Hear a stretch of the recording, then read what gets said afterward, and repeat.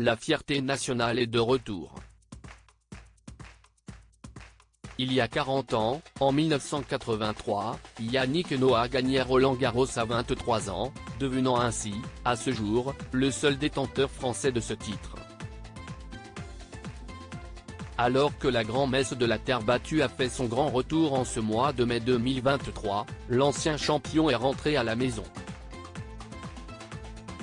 Après avoir chanté lors d'un concert organisé la veille du début du tournoi, l'interprète d'Aux Arbres Citoyens est revenu dimanche 28 mai pour inaugurer une fresque réalisée en son honneur à l'entrée des tribunes.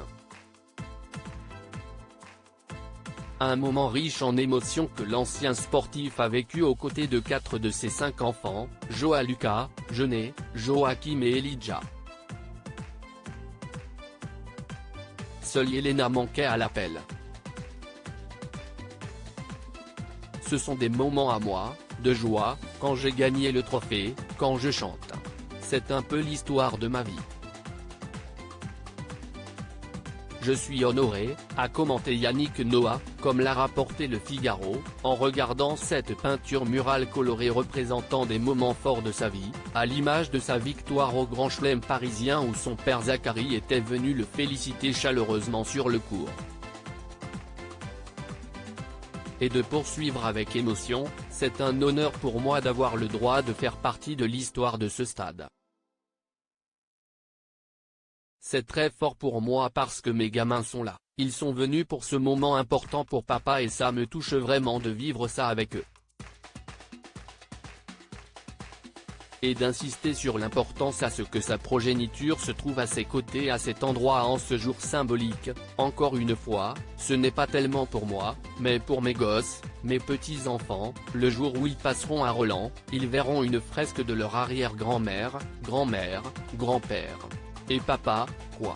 Supérieur à Yannick Noah, voici les femmes qui ont marqué sa vie et Yannick Noah vainqueur de Roland-Garros. Une journée historique pour le sport français en passant devant cette fresque, nombre de personnes pourront ainsi se remémorer ce moment où le jeune Yannick Noah a tenu entre ses mains la mythique Coupe des Mousquetaires.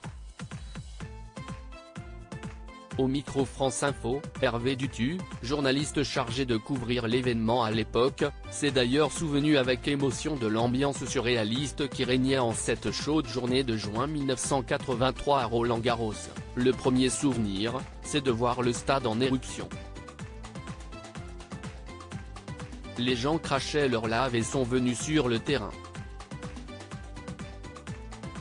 Article écrit en collaboration avec 6 médias Crédit Photo, Mathieu Mirville.